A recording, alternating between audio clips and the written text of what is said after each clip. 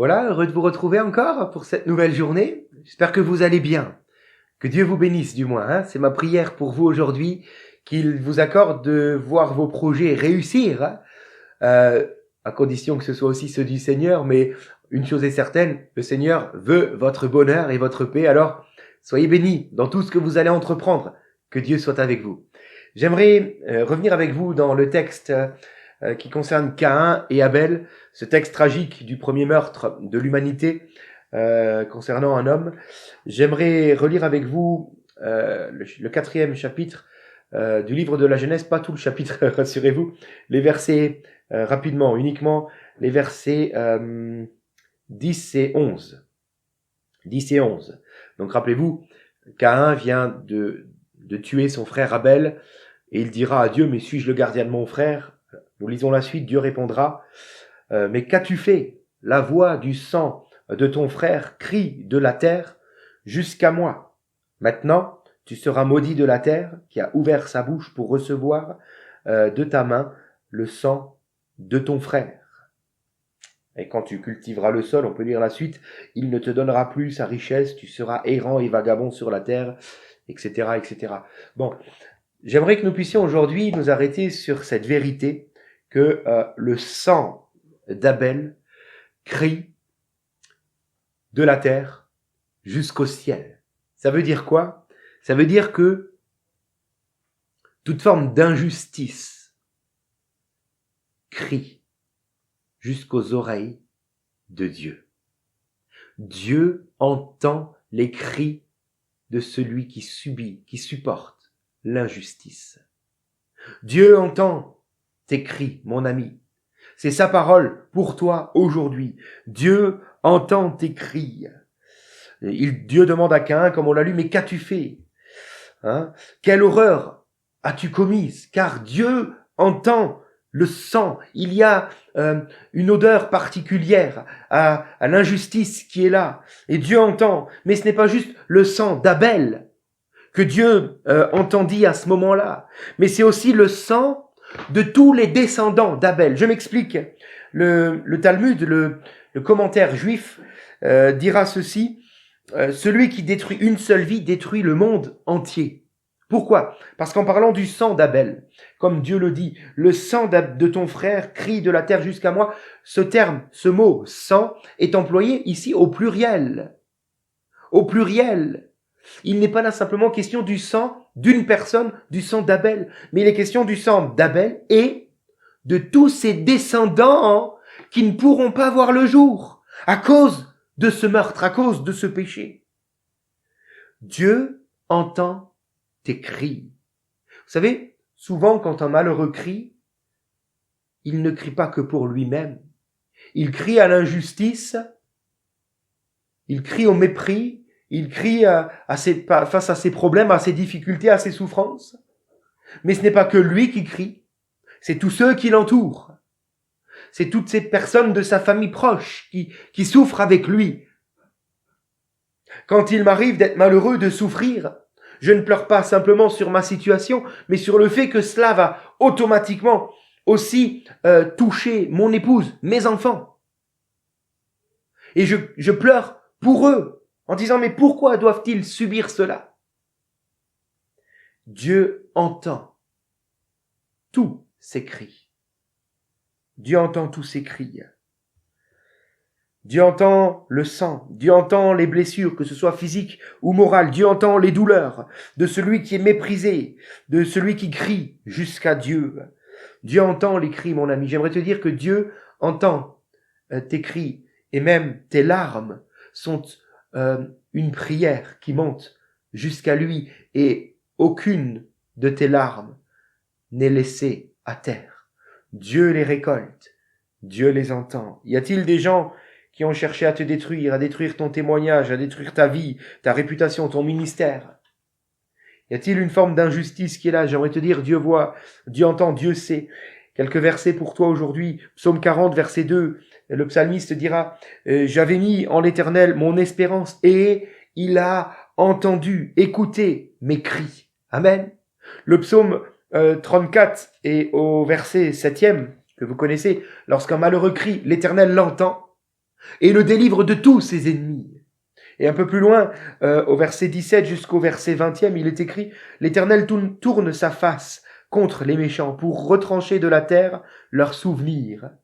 Quand les justes crient, l'Éternel entend, et il les délivre de toute leur détresse. L'Éternel est près de ceux qui ont le cœur brisé, et il sauve ceux qui ont l'esprit dans l'abattement.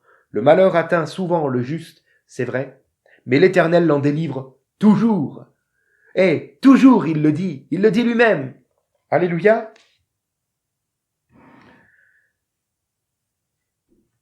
Alors le Seigneur te dit, si tu souffres injustement, ne cherche pas à te venger.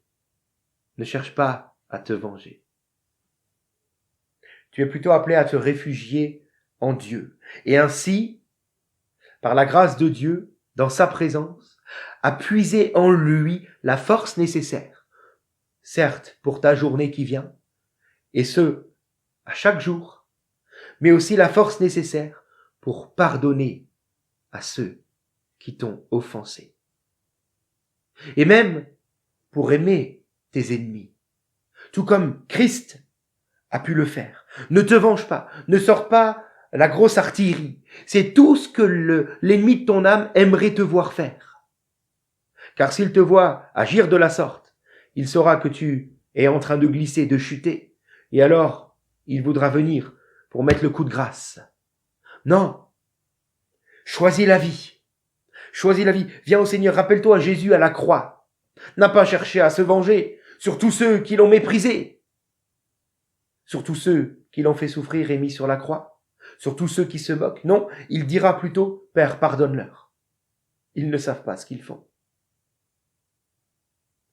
Jésus va attendre le matin de la résurrection pour, quelque part, on peut le dire, clouer le bec à tous ses oppresseurs. N'est-ce pas?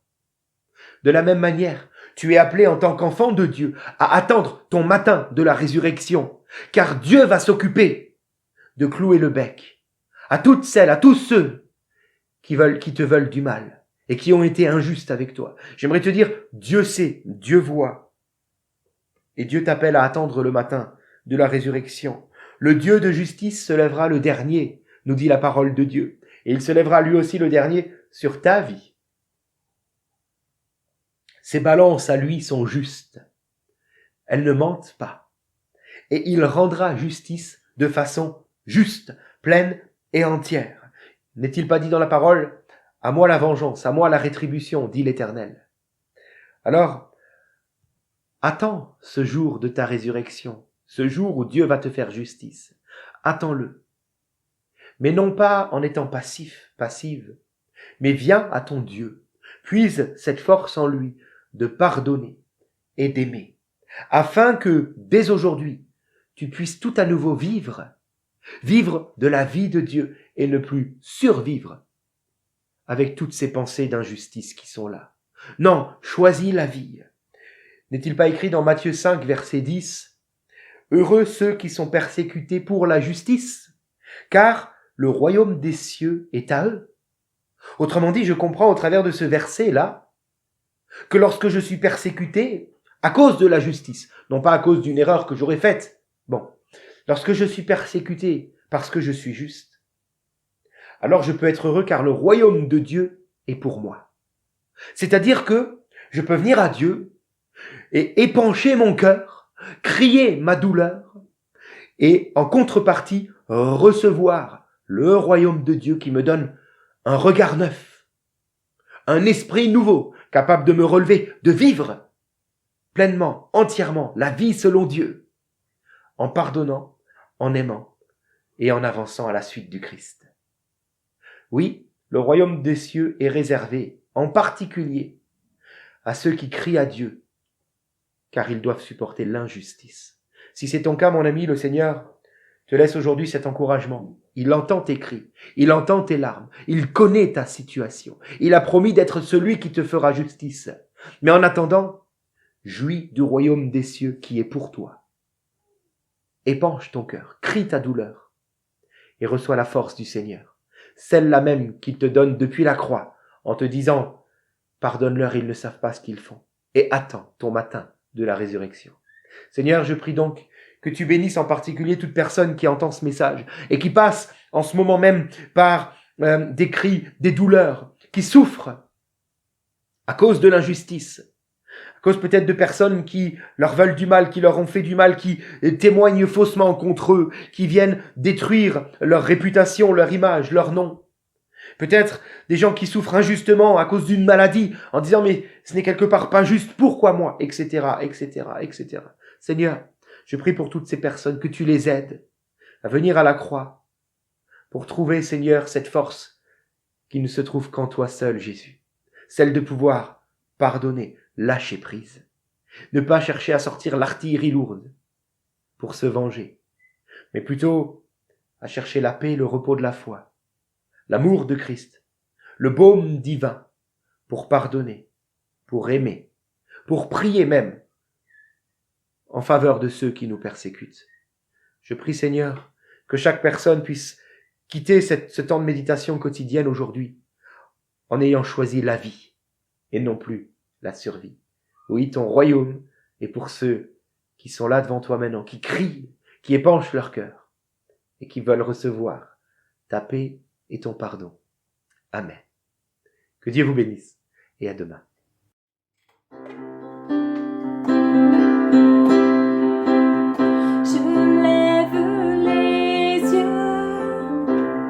Vers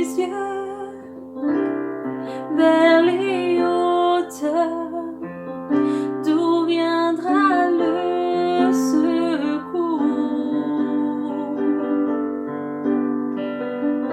Le secours me vient du Dieu créateur. Il a fait